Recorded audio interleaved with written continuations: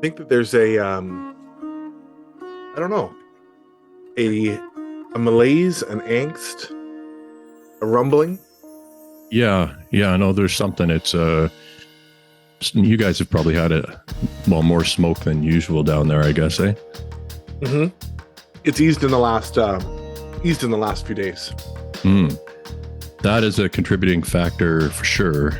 I've never seen anything like this here in Kelowna as far as air quality is concerned. Like, we had the worst air quality in the world there for at least one day, worse than Shanghai. Yeah. And that is part of it.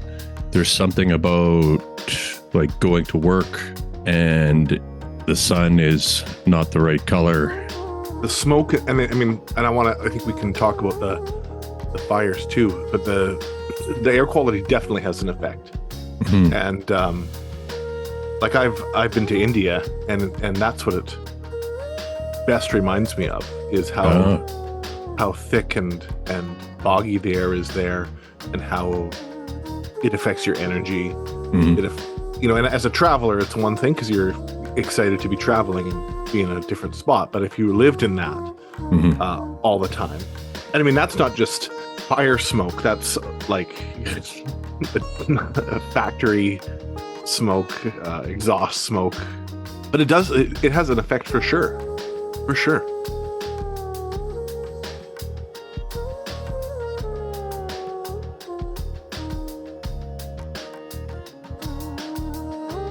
Welcome, everybody, to A Recovery Machine. My name's Nathan, joined, as always, by your co-host, Corey. How are you doing, Corey? Hey, I'm pretty good. I'm happy to see you. Happy to be doing another episode. It's been quite a while. I don't even know, but quite some time. This is the longest layoff we have had by far, I believe. And, and it's not for a lack of trying to line something up, but more due to factors beyond our control, such as forest fires and illness and et cetera, et cetera. Yeah. So, yeah. Before we get to that, how are you doing? A complicated question for you. How are you doing? I'm not doing great. I physically, I don't feel very, very good. I'm the way everything kind of happened here. I'm not sure how familiar. Well, Corey, you know what you've been watching the forest fire situation here in BC, but if people don't know, Canada has been having the worst. I think this is the worst forest fire season that we've ever had, but BC in particular has been hit by several different fires, and one of them chased me and my family out of our place here in Wilden, Kelowna. So we were evacuated by that one, and that was an interesting experience, just because I've over the years I've had opportunities to watch forest fires and from a distance, and sometimes closer than I'd like to be, but this one was strange in that we were ultra prepared, in that everything was ready to go. Like, the vehicles were gassed up, we had all our go bags and everything sitting there, but I still didn't expect to be evacuated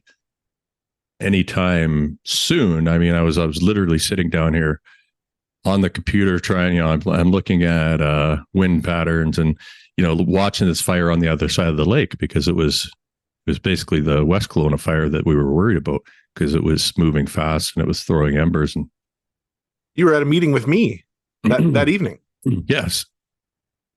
Yeah. So it wasn't long after that, probably a couple hours after that, and that fire jumped the lake, and then I don't know what the distance is from here, a couple kilometers, I guess, from the lake to where I am, but it did that so fast that normally you get like a text warning on your phone that you're being evacuated. It was faster than the online services could keep up with.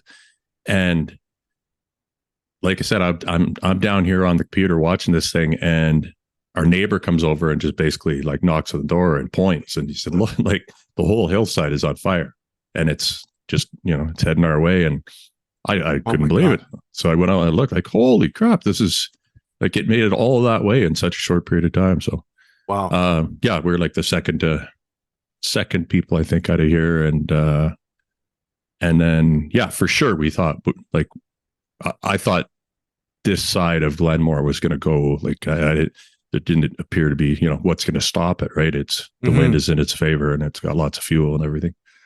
But the wind did change, and the forest fires, the firefighters did an excellent job of stopping it before it got any structure. So some people, their lawns were burnt, but not their house. Like Holy shit. That's how close it got here.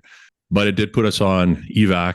So we were couch surfing for a little over a week, which was, we had some really generous friends who, Tom and Suze, put us up in their Airbnb for a little while.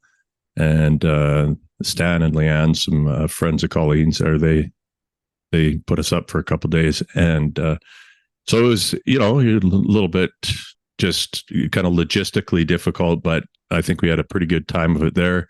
And then, of course, I've also got people that I care about in a rental place there in Lee Creek that was same situation, fire right on the back door. And I still don't know exactly what's going on there, but so that kind of stuff was, stressful or whatever. And then dealing with the smoke and we had, from a logistics point of view with the pharmacy, trying to facilitate getting medications to people in shelters. Halfway through one day, the shelters just got evacuated to Penticton. So, you're calling back all your deliveries, you're reversing prescriptions and transferring to, on scales that I've never seen before. And so that was, there a lot of weird logistic stuff there. And then Colleen picked up COVID towards the end of it. And then just as we got home, I got COVID, and this is my first bout of it. And it's annoying. That's it's just it lingers. It's weird. It's I don't know. The way it's affected my energy. It's affected my cognition. I don't know. Have you had COVID? Yeah, I have. Yeah.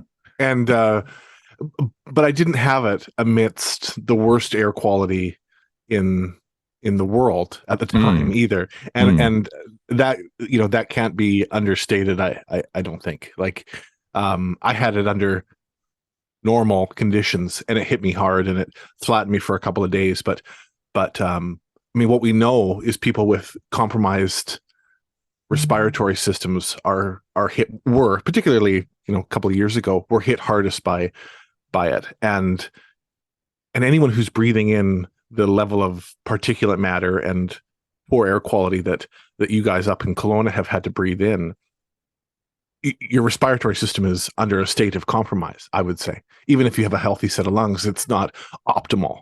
Mm-hmm. Yeah, for sure. No, it's just a weird thing to go from previous, like just a month ago, my physical fitness level was pretty decent. Like my cardio was solid, and I haven't done any training in like 2 weeks now. I think just sort of logistically because we're moving around and stuff, but also like outdoor activities when it's that smoky. It's like, am I doing myself any good here by running through this? Whatever this smoke is. I don't know.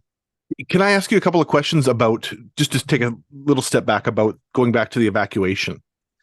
Because I think it kind of ties in with some of the things we wanted to talk about today.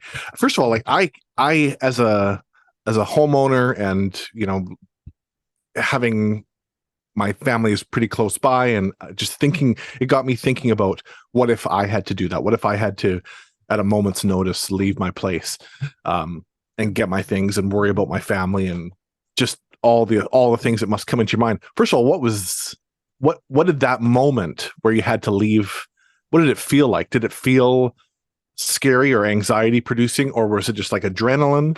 what was that like?